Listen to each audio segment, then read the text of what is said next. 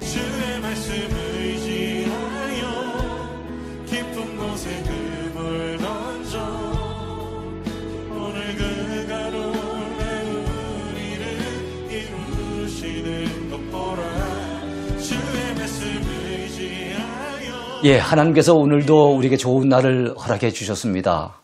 이런 말이 있죠. 오늘은 어제 죽은 사람이 그토록 사모하던 내일이었다. 그런 말이 있죠. 그런 말을 들으면은 야, 하루하루를 그냥 살아서는 안 되겠구나. 참 하나님이 우리에게 오늘도 생명의 기회를 주셨는데 최선을 다해서 살아야 되겠구나. 그런 마음의 다짐을 가지게 됩니다. 오늘도 우리가 말씀과 함께 하면서 하나님 주시는 그 은혜를 힘입고 또 힘차게 살아가는 하루가 되었으면 합니다. 특별히 어제에 이어서 오늘도 예수님의 발자취를 더듬어보는 그런 시간입니다. 자, 먼저 지도를 살펴볼까요?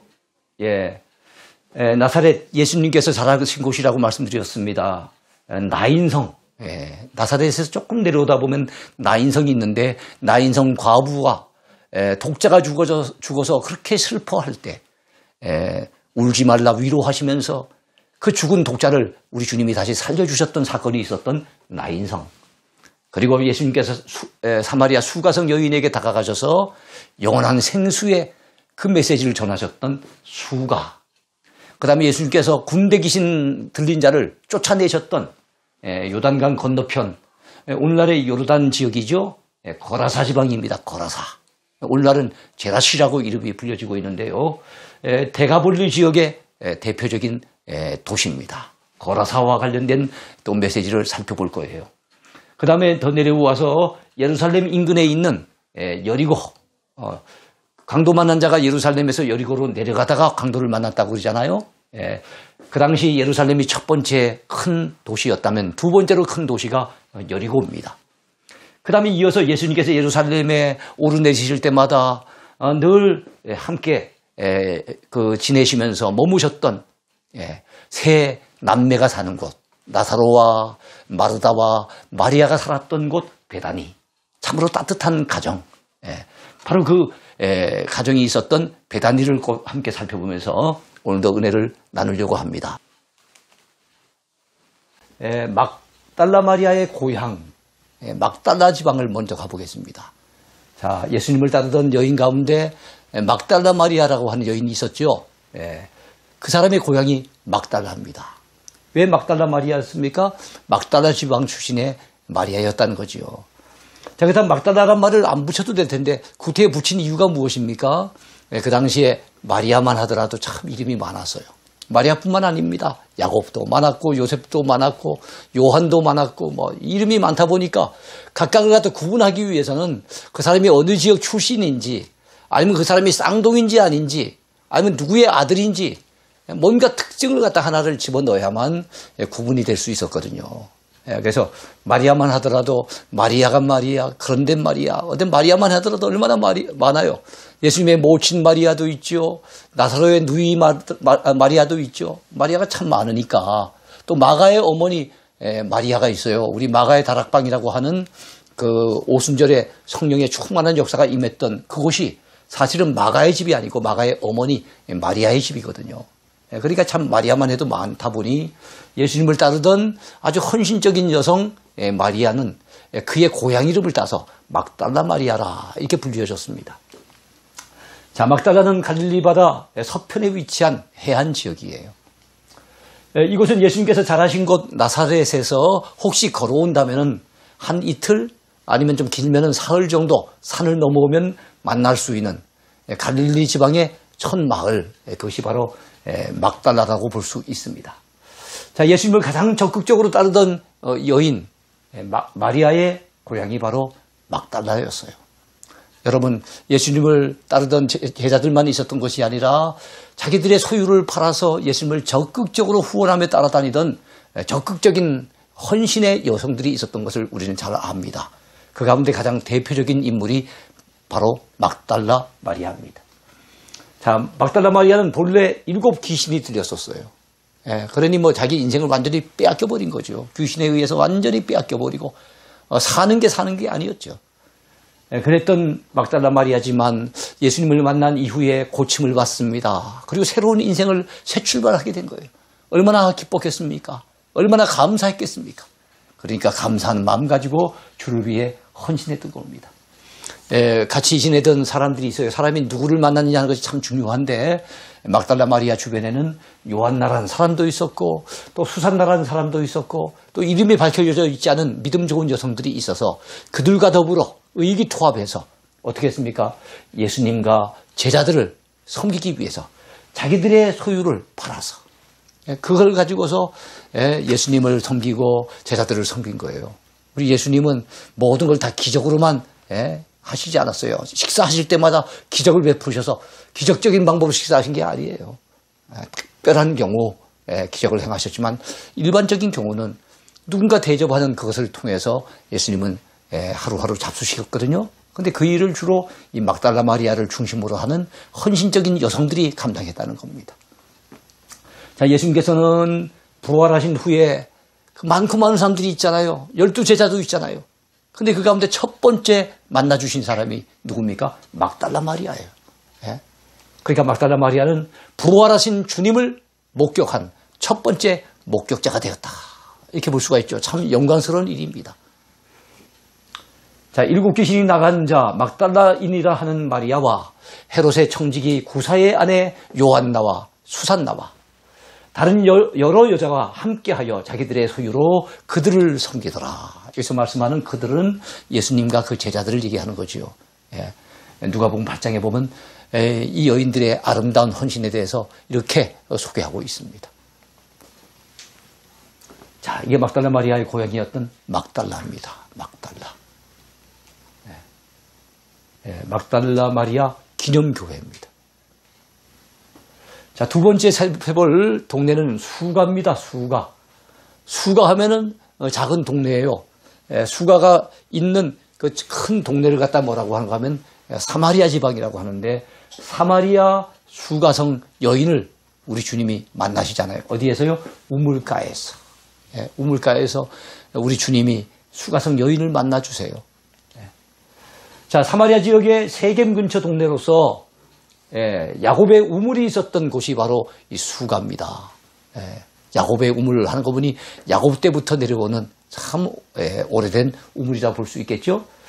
자, 예수님께서 이곳 우물 곁에서 불행하게 살아온 한 여인을 만나주세요. 그리고 영원한 생수의 메시지를 전해주십니다. 그녀는 한낮에 대낮에 지금 물기르러 왔어요. 그 시간대는 거의 유대인들 같으면 너무 날씨가 뜨겁기 때문에 주로 낮잠을 자는 시간이에요. 그러니까 다른 사람들은 주로 아침 서늘할 때 아니면 저녁 때 시원할 때 그 시간에 오는데 대낮에 왔다는 것은 남들의 눈을 피해서 남들이 없을 때 그때 왔다는 거예요. 왜냐하면 그녀에게는 벌써 남편을 5번이나 갈았던 그런 전력이 있어서 동네에 좋지 못한 소문이 많이 나 있는 거예요. 그게 남들의 시선이 따가운 거예요.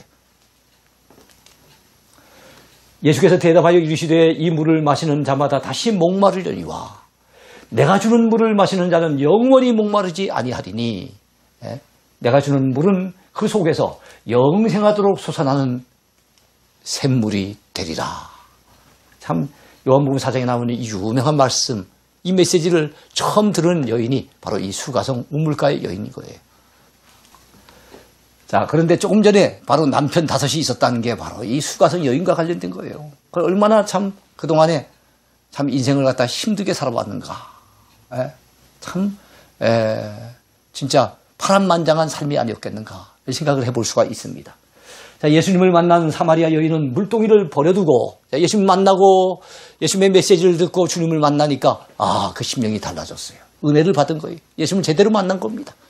그래서 그동안은 사람들 대하기가 두려워서 지금 대낮에 물길로 온 이 여인이 물동이를 던져두고 동네방네 다니면서 사마리아 지역에 와서 보라. 옛날 성경에는 와보라 그랬었어요. 영어로 한다면 come and see. 와서 보시오. 이런 그리스도가 아닙니까? 나에 대해서 너무나도 잘 알고 있는 이분이야말로 그리스도가 아닙니까? 하면서 동네방네 다니며 복음을 전했다는 거예요. 이게 완전히 예수님 만나니까 탈바꿈이 된 거지요. 자, 야곱의 우물입니다. 예. 그 당시에 관련된 성화예요. 여인이 예수님을 만나서 대화를 나누고 있습니다. 예. 자, 세 번째 마을입니다. 자, 오늘 신방 다니기 바쁩니다. 총계 대신방을 하고 있어요. 봄이 오면 원래 대신방 해야 됩니다. 자, 과부의 독자를 살리신 나인이에요, 나인. 예. 9동네가 있어서 나인은 아닌 것 같아요. 나인. 자, 나인은 나사렛 남쪽 인근에 위치한 동네입니다. 예수님께서 나인성 과부의 죽은 독자를 다시 살려내시고 불쌍한 과부에게 새 소망을 주셨습니다. 여러분, 독자라는 것은 아들이 그거밖에 없다는 얘기잖아요. 그 아들이 죽었으면 또 과부라 그랬잖아요. 남편이 이미 없잖아요. 남편도 없고 하나밖에 없는 외아들이 죽었다고 한다면 이 여인은 더 이상 살아갈 힘이 없는 거예요. 살아갈 소망이 사라져버린 거예요. 예? 무슨 어떤 소망을 가지고 살아가겠습니까? 모든 것이 끝났다고 생각하는 이 절망의 순간에 이 여인은 예수님을 만나게 된 겁니다. 예? 그들이 장례를 지내기 위해서 나인성에서 막 나가고 그들의 행렬은 사망의 행렬이에요. 그런데 예수님과 제자들은 그 나인성으로 막 들어오다가 마주치게 된 거예요. 예수님의 행렬은 생명의 행렬입니다.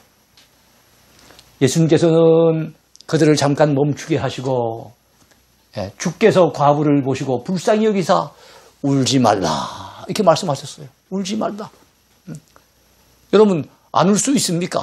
하나밖에 없는 외아들이 죽었는데 남편 없이 살아온 이 과부가 울지 않을 수 없는 거죠. 그런데도 예수님은 울지 말라고 말씀하세요. 그거는 뭔가 대책이 있다는 것 아니겠습니까? 청년아, 내가 내게 말하노니 일어나라 하심에 죽었던 자가 일어나 앉고 말도 하거늘 죽었던 청년, 이 독자가 다시 살아난 거예요. 예수께서 그를 어머니에게 주셨습니다. 야, 얼마나 감사한 일입니까? 예수께서 살리신 세 사람이 있어요. 이 사람뿐만 아니고 가버나움의 회당장 이름이 뭐였어요? 야이로. 우리가 어제 공부를 했죠. 그 가버나움의 회당장 야이로. 야이로의 딸은 12살 백인데 마가복음 5장에 보면 유년부를 우리 예수님께서 한 사람 살려주셨어요. 그 다음에 나인성 과부의 독자는 누가복음 7장에 나오는 이 이야기는 청년부를 살려주신 거예요. 또 한 사람이 있죠. 요한복음 11장에 보면은 누가 나옵니까? 자, 그의 누이 동생은 마르다가 있고 마리아가 있죠. 누굽니까? 나사로입니다. 나사로가 장년부로서 예수님이 살려내신 거예요. 골고루 유년부, 청년부, 장년부, 예수님은 대표적인 사람을 세 사람을 살려내셨어요. 자, 이게 나인성 기념교회입니다. 자, 이번에는 군대 귀신을 쫓아내신 거라사입니다. 군대 귀신을 쫓아내신 거라사. 자, 여기 귀신 이름이 군대 귀신이에요. 그러니까 귀신이 한둘 들어간 게 아닌 거예요. 엄청나게 많은 귀신이 그 속에 들어간 거예요. 그런데 그 귀신 들린 자가 어디에서 고통받고 있었습니까? 거라사의 무덤 사이에서 펄쩍펄쩍 뛰면서 고통을 받고 있었는 거예요. 자, 가치파 등이 모세 시대에 차지했던 요단 동편 지역을 길르앗이라고 얘기를 합니다. 자, 그 지역을 신약 시대에는 데가볼리 지역이라고 얘기를 했어요. 데가볼리. 자, 거라사는 데가볼리 지역의 대표적인 동네입니다. 자, 예수님께서는 거라사에서 군대 귀신 들린 자를 만나셨는데요. 자, 그는 무덤 사이에서 사납게 날뛰고 있었습니다. 아무도 제어할 사람이 없었어요. 예수님께서는 그에게서 군대 귀신을 쫓아내십니다. 더러운 귀신아, 그 사람에게서 나와라. 예수님이 명하시니까 여러분 군대 귀신이 쫓겨나오는데요. 여러분 이 귀신이 얼마나 많았던지 2,000마리의 돼지 떼 이 귀신이 다 들어가요. 그러니까 돼지가 귀신이 들어가니까 놀래가지고 미쳐가지고 막 어디로 달려갑니까?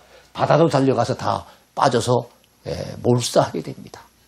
이야, 참 그 돼지 집 주인 입장에서 보면은 속상한 일이겠죠. 돼지가 2,000마리가 한꺼번에 바닷속에 몰사했다고 했으니까.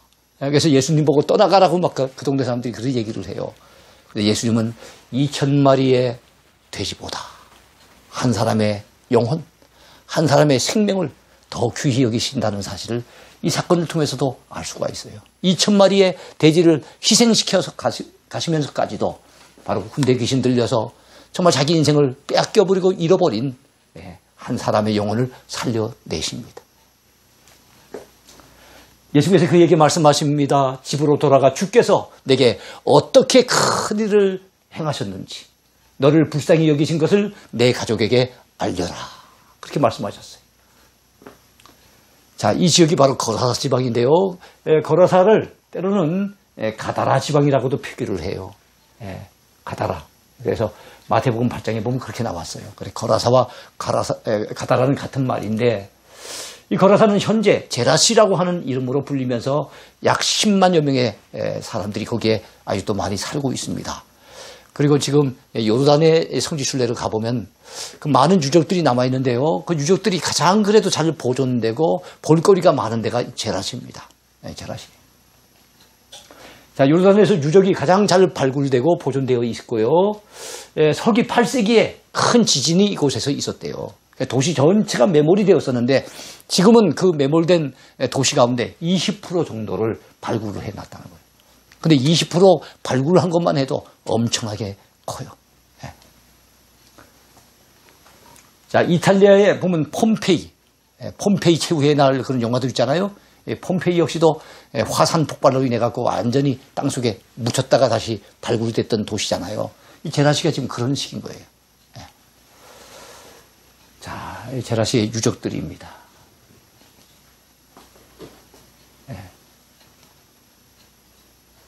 제라시에는 많은 이런 유적들이 있어요.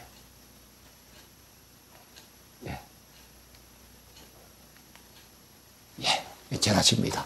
제라시가 성경에 거라사의 광인, 미친 사람, 광인이라 그러죠. 한자로 쓰면은 거라사의 광인 하면 이 생각. 어쨌든 귀신 들려 미친 사람 하면 딱 생각나는 동네가 거라사예요. 거라사.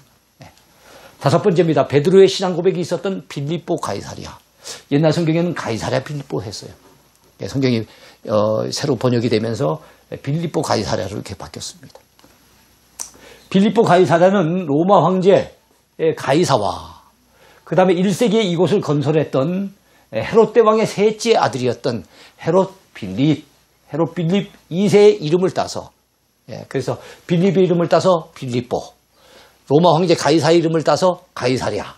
그래서 빌립보 가이사랴 또는 가이사랴 빌립보 이렇게 얘기를 하는 거예요. 자, 갈릴리 북쪽 40km 지역의 최북단 지역인 단에서 아주 가깝습니다. 가이사랴 빌립보는 단에서 가까워요. 그래서 우리 이스라엘의 지도를 얘기할 때 최북단 지역이 어디예요? 단. 그래서 단으로부터 최남단 지역이 어디입니까? 부엘세바. 그래서 단으로부터 부엘세바 하면 이스라엘의 전 국토를 얘기하는 말이거든요. 그러니까 단이 참 북단입니다. 이 북쪽 지역인데 단에 아주 가까운 곳에 가이사랴 빌립보가 있는 거예요. 그러니까 단은 구약시대 때 조성된 어떤 도시라 보면 가이사랴 빌립보는 이제 신약시대 때 조성된 그런 도시입니다. 자, 예수님의 수제자 베드로가 이곳에서 주님 앞에 멋진 신앙 고백을 합니다. 주는 그리스도시요 살아계신 하나님의 아들이십니다. 마태복음 16장 16절에 나오는 이 유명한 신앙 고백, 이 위대한 신앙 고백 때문에 여러분 가이사랴 빌립보는 대단히 널리 알려져 있는 지역이죠. 자, 이곳은 현재 해발 383m의 산속에 아늑하게 자리 잡은 바니아스라고 하는 산골 마을이 지금 자리를 잡고 있어요. 있고 바니아스는 가이사랴 빌립보의 본래 이름이었어요. 본래 이름이었는데 이게 이제 로마 시대 때 이렇게 이름이 바뀌었다가 회교도들이 그 지역을 살면서 옛날 이름으로 되돌린 거예요. 옛날 이름은 되돌리는 경우가 종종 있어요. 제가 인도 캘커타라고 하는 성교지를 자주 갔습니다. 지금 딱 10번을 갔다 왔는데요. 영국의 식민지로 있을 당시에 캘커타라고 계속 이렇게 붙였고 그 이후에도 캘커타로 최근까지 오다가 얼마 전에 캘커타의 이름을 인도 사람들이 이제는 영국으로부터 이제 완전히 정신적으로 독립이 돼서 자주적인 어떤 그런 목표를 위해서 옛날 이름으로 돌아가요. 옛날 이름이 꼴카타입니다. 꼴카타. 무슨 꼴까닥 하는 느낌이 드는데 그래서 지금은 캘커타라고 안 하고 꼴카타라고 그래요. 자, 이것도 이제 비슷한 거예요. 가이사랴 빌립보로 바뀌어졌던 이름이 옛날로 돌아가서 바니아스라고 얘기하는 거예요. 저기 경남에 가보면은 충무공 이수신 장군을 갖다 기려서 한때 통영이었던 곳을 충무라고 했었어요. 그래서 충무김밥이 유명하잖아요. 그러다가 요즘은 내려가 보면 그게 또 다시 통영으로 되어 있는 거예요. 그런 식이다 생각하시면 됩니다. 자, 이곳에는 시원한 바니아스 폭포가 흐르고 있어요. 바로 이것이 가이사랴 빌립보 지역입니다. 여러분, 가이사랴 빌립보 지역에서 베드로가 신앙 고백했던 것 잊어버리지 마세요. 우리의 신앙 고백은 참 중요해요. 로마서에 보면 사람이 마음으로 믿어 의에 이르고 입으로 시인하여 구원에 이르느니라 그랬어요. 그래서 우리가 마음으로 믿는 것을 입으로 시인하고 고백하는 것은 대단히 중요해요. 그래서 우리가 예배 때마다 주일날이 되어지면은 사도신경으로 신앙 고백을 하고 있지 않습니까? 사도들 때부터 내려오는 신앙 고백, 신경하니까 무슨 신경 쓰이는 것 같은데 처음 예수 믿다 보면 신경이 많이 쓰이죠. 신앙 고백이란 말이에요. 사도 때부터 예수님의 제자들 때부터 내려오는 신앙 고백. 그러니까 매주 예배 때마다 고백하는 것, 그만큼 신앙 고백이 중요한 거예요. 바로 베드로의 위대한 신앙 고백이 가이사랴 빌립보에 있었다는 거예요. 베드로 인생에 3대 고백이 있었어요. 처음에는 누가복음 5장에 보면은 주여 나는 죄인으로소이다. 자기가 죄인인 것을 고백했던 죄인 고백이 첫 번째입니다. 사람은 자기가 죄인인 것을 깨닫게 될 때 그때서 비로소 은혜에 눈뜨게 되는 거예요. 내가 죄인인 것을 깨닫게 될 때 비로소 구세주의 필요성을 갈망하게 되는 거예요. 그래서 우리가 정말 은혜 받으려고 한다면 내가 법 없이도 살 수 있는 사람이고 뭐가 내가 대단한 사람인 것처럼 이렇게 스스로의 어떤 자랑거리가 많은 사람들은 여러분 은혜를 아직까지 모르는 사람인 거예요. 내가 죄인인 것을 정말 처절하게 느끼고 깨달은 사람만이 정말로 참된 은혜를 경험할 수가 있지요. 그래서 베드로는 죄인임을 고백했고 신앙 고백했고 마지막에 요한복음 21장에 뭐라고 합니까? 예수님께서 내가 나를 사랑하느냐 물으셨을 때 내가 주를 사랑한 줄 주께서 아시나이다.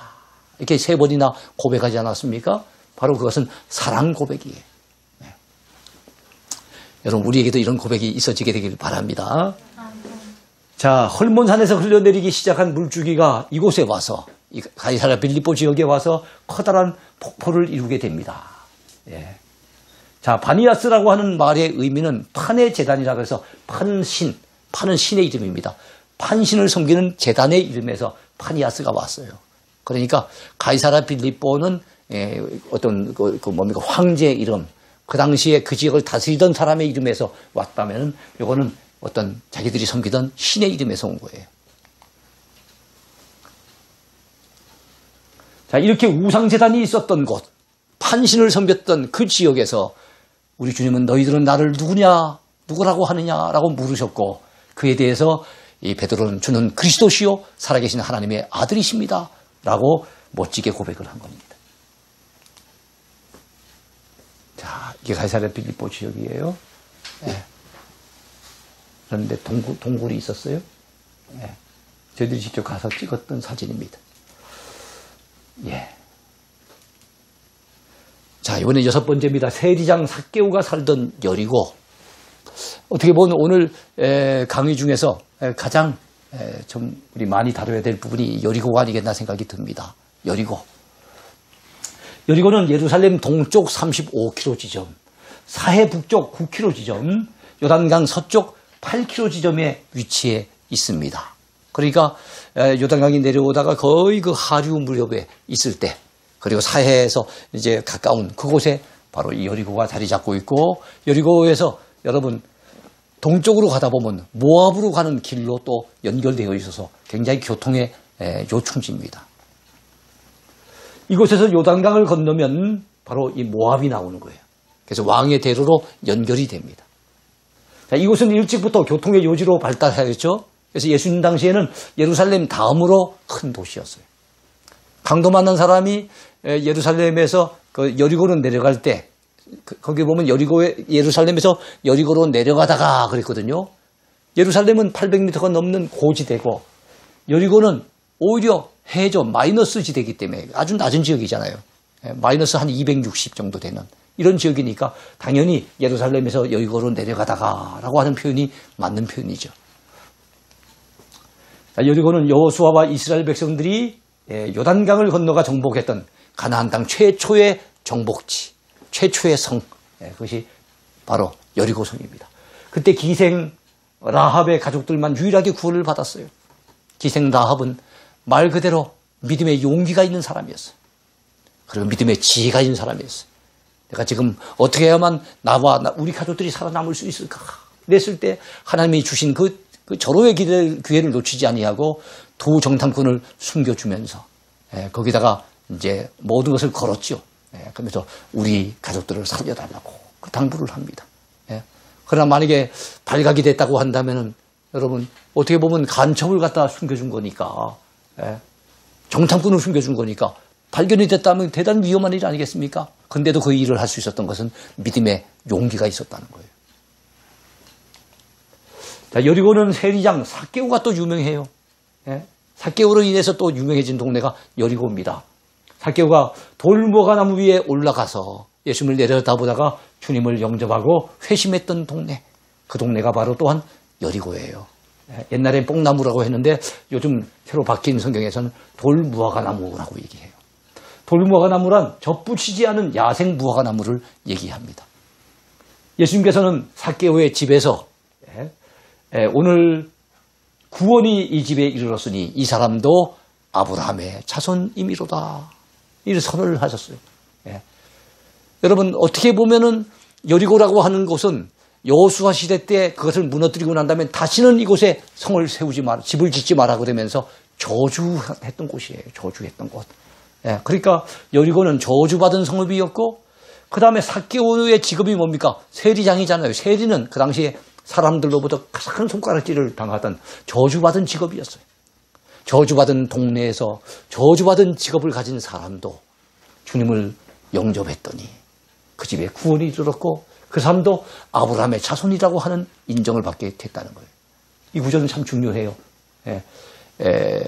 바로 그 누가복음 19장 10절 말씀인데요. 누가복음을 대표하는 누가복음의 요절입니다. 자, 인자가 온 것은 잃어버린 자를 찾아 구원하려 함이니라. 이렇게 주님이 선언하셨어요. 그래서 누가복음을 뭐라 그래요? 누가복음을 잃어버린 자를 위한 복음. 그렇죠. 잃어버린 자, 그 당시에 소외당하던 사람들, 이방인들, 병자들, 가난한 사람들, 또 세리와 같이 죄인 취급받던 사람들, 또 창기들, 이런 사람들도 다 주님이 구원하기 위해서 이 땅에 오셨다고 주님은 선언하신 거예요. 유대인들, 특별히 바리새인이나 종교 지도자들은 아주 무시하고 경시하고 멸시했던 대상들을 우리 주님은 그들의 친구가 되어주신 거예요.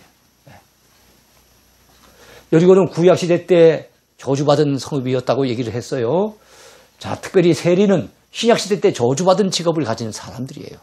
그런데 삭개오는 저주받은 땅에서 저주받은 직업을 가진 사람이었지만 우리 예수님을 영접하고 회개함으로써 온전히 구원받을 수 있도록 우리 주님이 은혜를 베풀어 주신 거예요. 얼마나 놀라운 은혜입니까? 여리고는 또한 맹인 바디메오가 다윗의 자손 예수여 나를 불쌍히 여기소서라며 외쳐가지고 결국엔 눈을 떴던 곳이에요. 사람은 정말 신앙생활을 잘하고 은혜를 받으려고 하면은 바른 인식이 필요해요. 바른 인식. 주님의 주되심을 바로 알고 나의 죄인됨을 바로 아는 것이 참 중요해요. 그런데 바디메오는 다윗의 자손 예수요. 예수님이 다윗의 자손으로 구약에 예언했던 바로 그 메시아로 오셨다는 것을 고백했어요. 예수님의 주되심을 바로 안 거예요. 뿐만 아니라 나를 불쌍히 여기셔서 나는 불쌍한 인생이라는 거.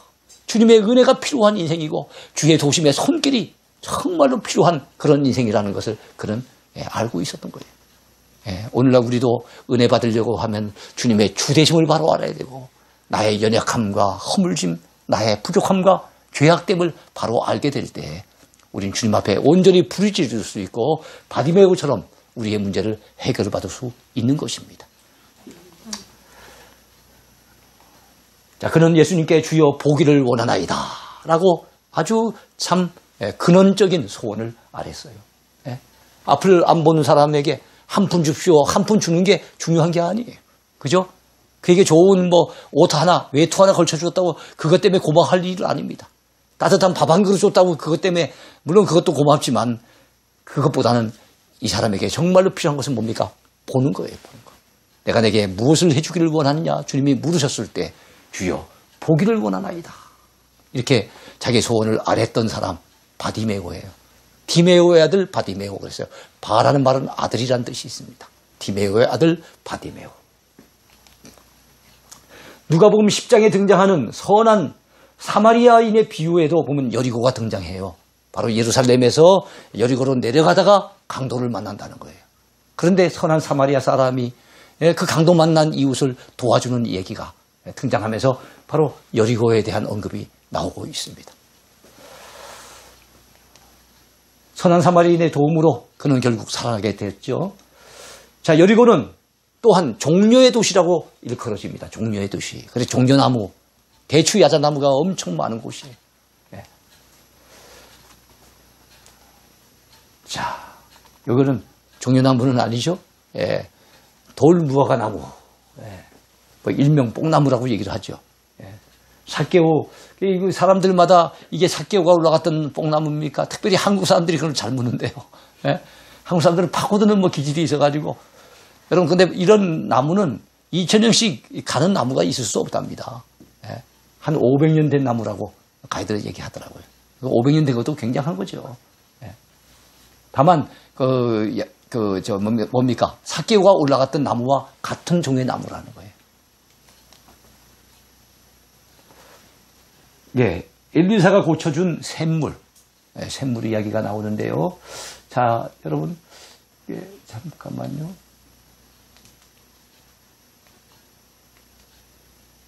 여기 지금 설명이 안 나오는데. 여기 지금, 엘리사가 구약시대 때 보면 엘리사 선지자가 그 여리고에 물이 문제가 있어가지고 토산물이 자꾸만 떨어지는 거예요. 과일이 맺혔다가 열매가 자꾸만 떨어지고 하니까 그래서 엘리사 선지자에게 부탁을 해서 엘리사 선지자가 여기에다가 샘 근원에다가 소금을 던져가지고 결국에는 그것을 고쳐주었던 그 엘리사가 고친 샘물, 샘물입니다. 저기가 시험산, 예수님이 40일 금식 후에 시험 당하실 때 바로 시험산이었다고 얘기를 하고 있어요.